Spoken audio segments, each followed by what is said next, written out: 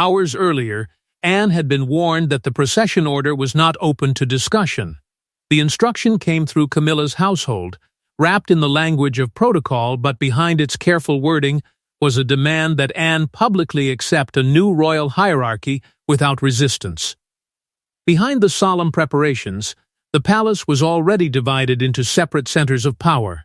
Senior households were negotiating every detail of the funeral: who would arrive first, which entrance each royal would use, where family members would sit, and how close they would stand to the coffin.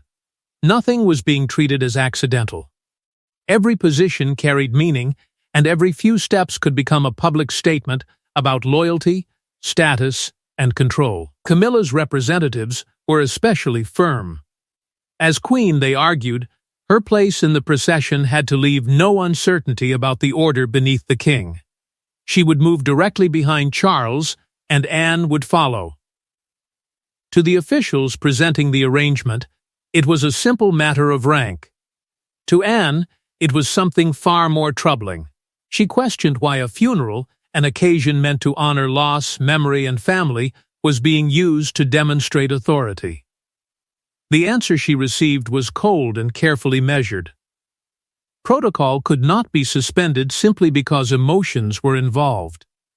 In fact, one senior courtier warned her that refusing the position might be interpreted as a direct challenge to Camilla and, through her, to Charles himself. Anne did not react with anger. That made the silence around her even heavier. Throughout her life, she had accepted duty without demanding praise. She had walked behind others, stood aside when required, and carried burdens that brought little attention. But she had never believed ceremonial rank should erase service, sacrifice, bloodline, or the private wishes of the person being mourned. A crown could determine precedence, it could not rewrite devotion. Then Anne learned that the disputed formation had not been part of the original plan.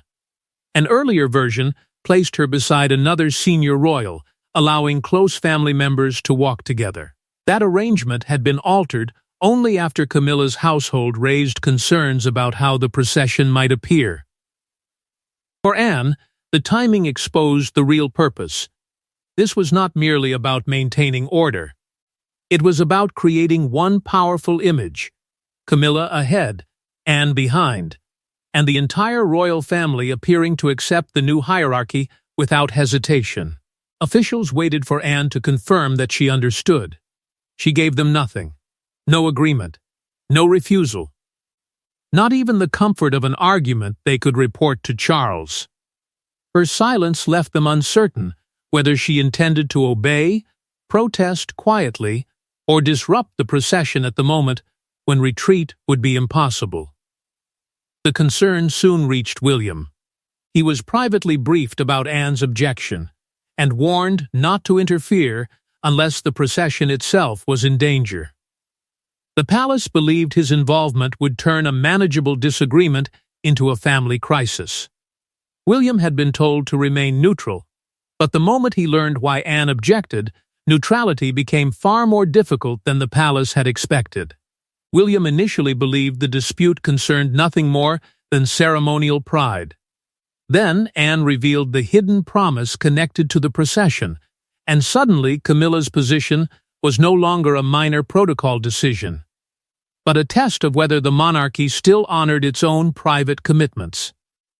William approached Anne away from the officials who had been moving between the royal households. He did not arrive to take sides. His first concern was the funeral itself. Millions would be watching, every movement would be studied, and even the smallest hesitation could expose a division the palace had worked desperately to conceal. He hoped Anne would accept a temporary compromise for the sake of unity. But Anne did not speak like someone wounded by rank. She spoke like someone protecting a promise. Before the arrangements had been finalized, she explained, a private understanding had existed within the family. The person they were preparing to mourn had wanted close blood relatives to walk together, without titles or ceremonial status being used to separate them. It was not a formal command written into palace rules. It was something more personal, and, to Anne, far more important. The revised formation destroyed that meaning. By placing Camilla alone in front of Anne, the procession would no longer appear to represent a grieving family moving together. It would become a declaration of authority. Camilla's position as queen would dominate the moment, while blood relatives were pushed into a visible order beneath her. William felt the weight of the argument immediately. He remained loyal to Charles. He understood Camilla's constitutional position and knew the palace could not casually ignore royal rank. Yet, he also knew Anne. She had spent a lifetime accepting difficult duties without complaint. If she was prepared to resist during a state funeral, then the issue was not personal pride. Something deeper had been violated. The conflict forced William to confront a question he could not easily escape. As the future king, was his duty to enforce every decision made in the name of the crown? Or was it sometimes necessary to protect the institution from decisions that could humiliate the family and betray its private promises? He quietly asked palace officials to reconsider the order. Their answer came quickly. The programs had been printed. Security formations had been approved. Routes, timings, and official camera positions had already been fixed. Changing one place, they warned, could disturb the entire procession. But William noticed something that made the refusal feel less convincing. The disputed arrangement had been approved unusually late, after Anne's household had been excluded from the final discussion. The palace claimed there was no time to change it, yet someone had found time to alter it in the first place. That discovery changed William's concern into suspicion. He asked Anne what she intended to do when the procession began. Her answer was calm enough to sound almost harmless. She would not argue. She would not embarrass Charles. She would not create a scene. But she would not walk where she had been ordered. Anne's promise not to create a scene sounded reassuring, until William realized she intended to resist without speaking a single word.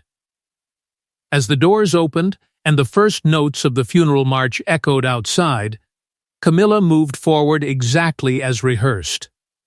Anne did not follow. One empty space appeared in the royal formation, and within seconds, every senior member of the family knew the procession was beginning to collapse. The ceremony had reached the point where private disagreements were supposed to disappear. Every argument, every warning, and every unanswered question had to be buried beneath discipline. The public expected unity. The palace demanded it, yet the moment Camilla stepped forward, the careful control surrounding the family began to weaken. She moved with complete confidence, trusting that the order behind her would form exactly as approved.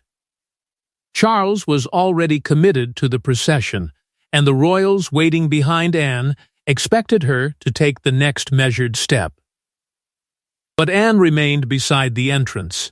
She did not announce her refusal. She did not challenge anyone openly. She simply stayed where she was. The empty space behind Camilla became impossible to ignore. The relatives positioned after Anne could not move without passing her and exposing the dispute. Within seconds, the entire line stopped. A procession planned to the smallest detail had been broken by one woman refusing to take a single step. Palace officials reacted immediately, but they were trapped by the same ceremony they were trying to protect. They could not call out. They could not approach Anne without drawing attention. Instead, restrained signals passed between them, small movements urging her forward, followed by sharper gestures when she did not respond. Anne refused even to look toward Camilla. That detail carried its own message. A glance might have opened the door to compromise. It might have allowed Camilla to pause, acknowledge the problem, or silently command Anne to follow. Anne denied her that opportunity. by keeping her attention elsewhere. She refused to recognize the authority behind the disputed arrangement. Charles sensed the disruption without seeing its full shape. He could hear the missing rhythm behind him and feel that the family was no longer moving as one. But turning around would have confirmed to the waiting crowd that something had gone wrong. As king, he was forced to continue while the crisis unfolded only a few steps away. William looked first at Anne. Then he looked at the empty position behind Camilla. In that instant, he understood that every private attempt at compromise had failed. Anne had reached the point of no return. She would not shout, argue, or openly defy Charles. Her stillness would do all of that for her. The crowd began to sense the change. The silence surrounding the ceremony grew heavier as people realized the pause was lasting too long. What might have passed as a brief delay now felt deliberate. Senior royals exchanged restrained looks. Officials grew more desperate. Camilla continued forward, but the formation behind her remained fractured. Then, William made his choice. Without waiting for permission, he stepped away from his assigned place. Several members of the family reacted at once, because they knew his movement was not a correction written into the ceremony. It was an intervention, and no one yet understood which side he was about to take. William's movement was not part of any rehearsal, and what he did next transformed Anne's private refusal into a public royal reckoning. William could have signaled an official, waited for Charles, or allowed Anne to face the consequences alone.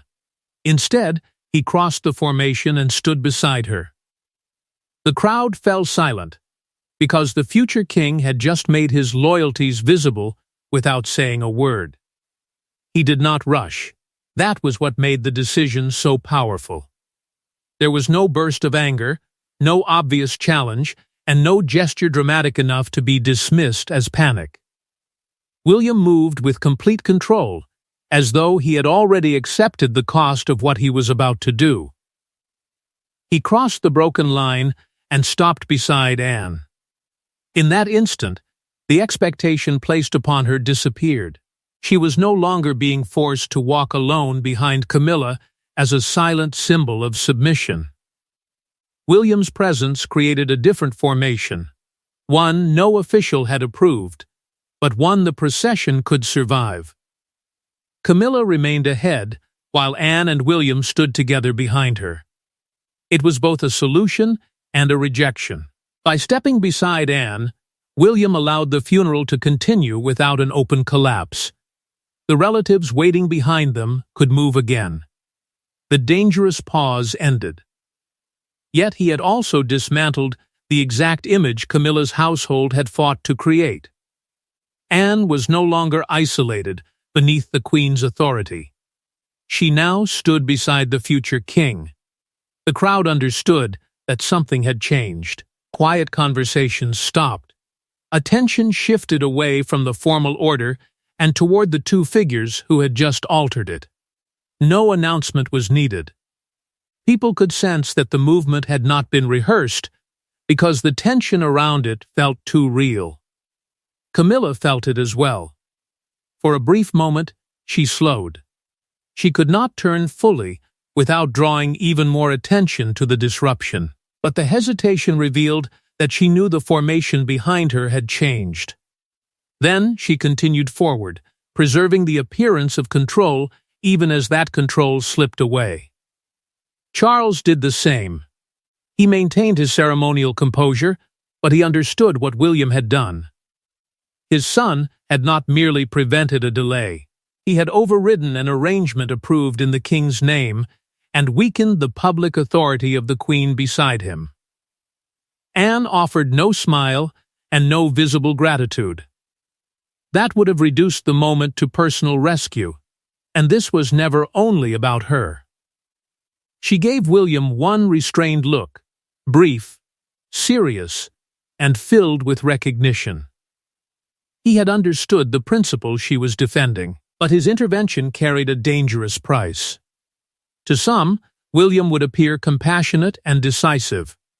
To others, he had publicly sided with Anne against Camilla. The future king had protected the procession, yet in doing so, he risked being accused of undermining the queen before the entire country. As the family moved forward, one palace official understood the full scale of the damage. The altered formation had already been captured. It would survive in photographs, recordings, and public memory long after officials attempted to explain it away.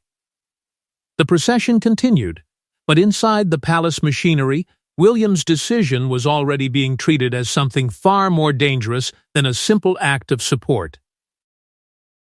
Before the funeral service had even ended, Camilla's advisors were asking who authorized William to change the procession.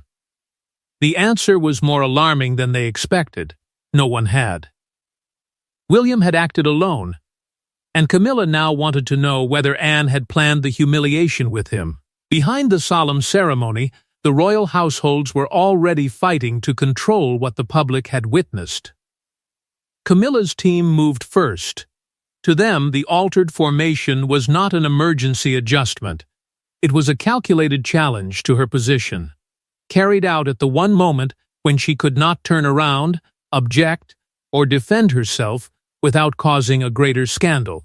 Their concern was not simply that Anne had refused to follow. It was that William had joined her. Had Anne remained alone, the palace might have described her actions as stubborn, emotional, or disobedient. William's presence changed everything. By standing beside her, he made the refusal appear principled, deliberate, united. What could have looked like one woman resisting protocol now looked like the future king silently questioning the order himself. Camilla wanted to know whether Charles had been warned. The question created immediate tension between them.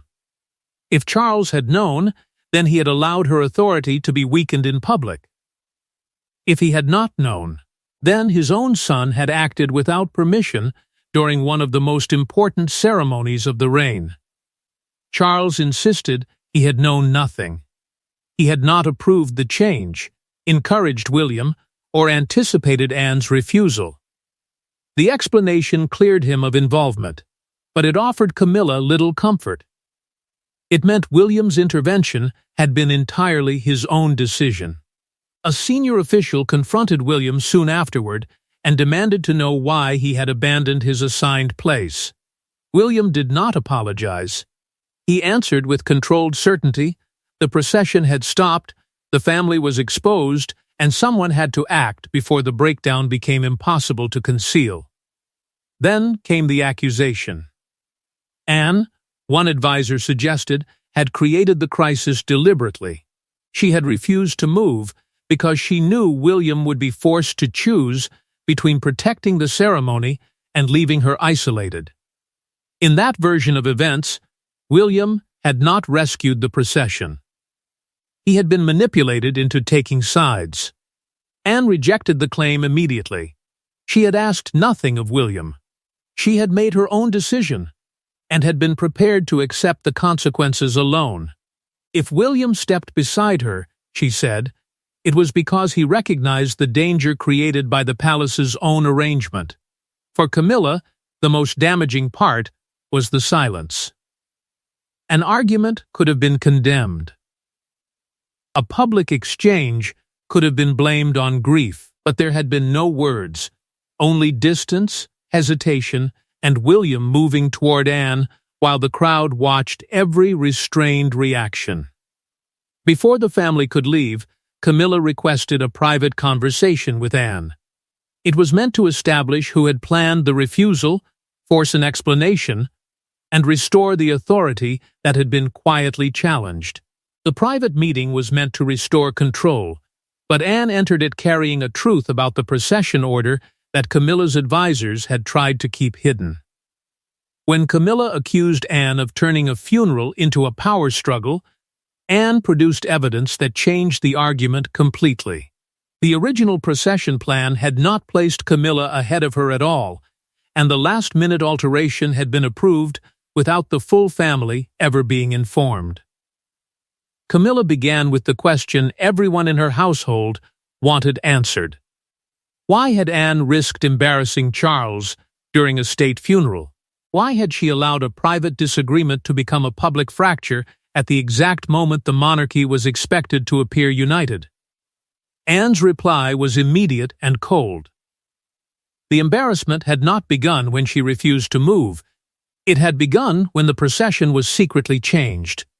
She revealed that she had retained an earlier ceremonial briefing, one circulated before the final arrangements were approved.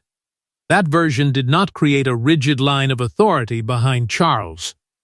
It arranged the closest relatives around the coffin according to family connection, shared grief, and the private understanding discussed before the funeral. Under that plan, Anne would have walked beside another close family member. No one would have appeared diminished.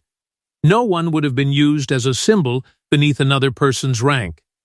The formation would have presented the family as united in mourning rather than divided by status.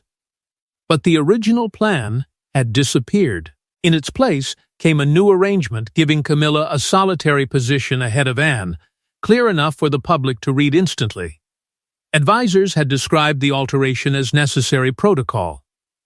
Anne saw something else, a carefully designed image of dominance, introduced so late that there would be no serious chance to challenge it.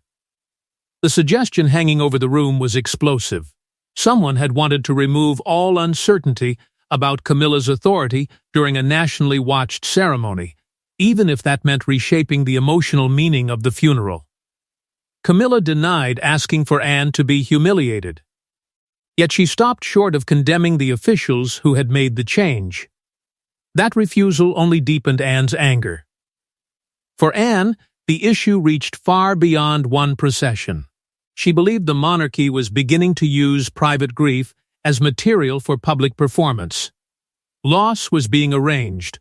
Loyalty was being positioned. Even mourning could be turned into a message about power. Then William entered the conversation. He confirmed that he had seen evidence of the late alteration before the procession began. He had also learned that Anne's household had been excluded from the final discussion.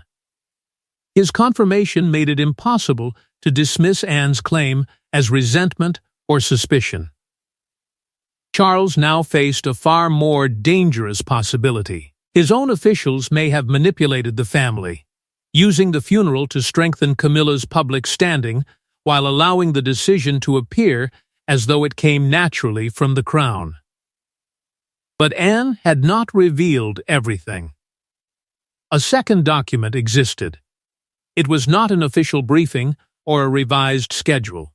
It was a handwritten instruction connected directly to the final wishes of the person they had gathered to mourn. The argument was no longer about who walked behind whom. It was about whether the palace had deliberately ignored the final wishes of the person they had gathered to mourn. The handwritten instruction was brief, personal, and devastating. It requested that the funeral procession reflect family unity rather than royal rank. Charles now faced an impossible choice: defend Camilla's authority, punish Anne's defiance, or admit that the palace had betrayed the meaning of the ceremony. The note did not contain legal language or formal ceremonial commands. It carried no seal, no official approval, and no clear power to overrule palace protocol. Yet its meaning was unmistakable. The closest members of the family were to walk together, without visible rivalry, distance, or rank being allowed to divide them during the final farewell. That uncertainty made the document even more dangerous. Officials could argue that it was only a private wish, not a binding instruction. But Charles knew the public would not care about that distinction. If the truth emerged, the question would be brutally simple. Why had the palace ignored the wishes of the person being mourned in order to create a stronger image of royal authority? Punishing Anne now carried an unbearable risk. It would suggest that her refusal mattered more than the secret alteration that caused it. Worse, it would make Charles appear willing to defend hierarchy over grief and protocol over a final family promise. Camilla refused to accept that conclusion. She argued that withdrawing the complaint would create a dangerous precedent. Anne had ignored an approved order. William had abandoned his assigned place. If both actions went unanswered, other senior royals might believe they could challenge palace decisions whenever they disagreed with them. William answered before the argument could harden further. He had not acted to weaken Camilla, he said. He had acted because the procession had stopped. The family was exposed, the crowd had sensed the fracture, and the ceremony was seconds away from collapsing. His intervention had preserved the funeral, not disrupted it. Charles was left trapped between competing loyalties. Camilla expected him to defend her position. Anne expected him to respect the promise behind the funeral. William expected him to recognize that palace officials had created the crisis. And beneath all of it was the painful possibility that his own household had allowed ambition to invade a moment of mourning. In the end, Charles refused to give either side a complete victory. He ordered an internal review into how the procession had been changed, who approved the final formation, and why Anne's household had been excluded from the last discussion. Camilla left without the public apology her advisers had demanded. Anne received no formal punishment, but the silence between the two women became colder and more guarded. The dispute had ended without reconciliation, leaving behind a wound that future ceremonies would struggle to hide. William understood that something had shifted as well. His family no longer saw him only as the heir waiting behind Charles. They had seen him make a decision under pressure and place himself between the institution and a promise it had failed to honor. Yet the most lasting consequence would not emerge inside the palace, but in the meaning the public attached to one unforgettable image from the funeral.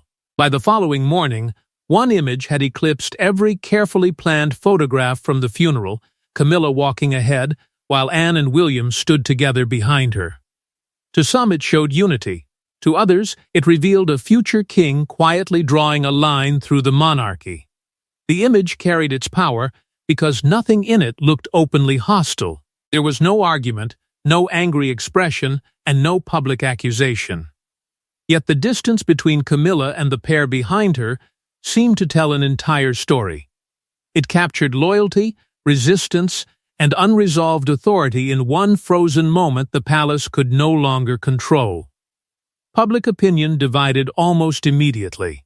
Some believed William had simply protected Anne and prevented the procession from collapsing. Others saw a deliberate act of defiance, a future king quietly rejecting the way Camilla's household had tried to arrange the family. For those already wondering what kind of monarch William might become, the photograph seemed to offer an answer. He might respect tradition, but he would not always obey those who used tradition as a weapon. Palace communications teams moved quickly. The revised formation, they claimed, had been a minor ceremonial adjustment made to preserve timing and ensure the procession continued smoothly. It was meant to sound ordinary, harmless, forgettable. But too many people had witnessed the pause. They had seen the empty space behind Camilla. They had watched Anne remain still. Most importantly, they had seen William leave his assigned position without instruction. The official explanation could describe what followed, but it could not erase what came before. Anne's silence only strengthened the public reaction. She issued no statement and offered no defense. That restraint supported the image she had carried for years, a royal deeply committed to duty, but unwilling to participate in a manufactured display of power. She had not demanded attention. Attention had found her because she refused to surrender the meaning of the moment. Inside the palace, Camilla became more cautious. Any future ceremony involving Anne and William would now be examined with greater care. A seating plan, procession order, or entrance arrangement could no longer be treated as private administration. After the funeral, every position risked becoming evidence of another hidden struggle. Charles' internal review uncovered something even more troubling. Separate royal households had begun competing over visibility, precedence, and public symbolism. Advisors were no longer merely protecting the family. They were protecting individual centers of influence, sometimes at the expense of unity itself. William issued a private warning to those responsible. A family funeral must never again be turned into a test of personal authority. Protocol was meant to preserve dignity, not create humiliation. Anne acknowledged the risk he had taken. She also warned him that such decisions would become more dangerous once he wore the crown. As heir, his intervention could be called loyalty. As king, the same act might be seen as judgment, and every judgment would create enemies. That was why the crowd's silence mattered. Before advisors could prepare a statement, before officials could offer an explanation, the public had already understood the emotional truth. Anne's refusal was not remembered simply because she stopped walking. It was remembered because William stepped toward her, exposing the fragile line between loyalty to the crown and loyalty to what the crown was supposed to represent. The funeral ended with the royal family walking through the same doors, but after William's silent intervention, they were no longer walking under the same understanding of power.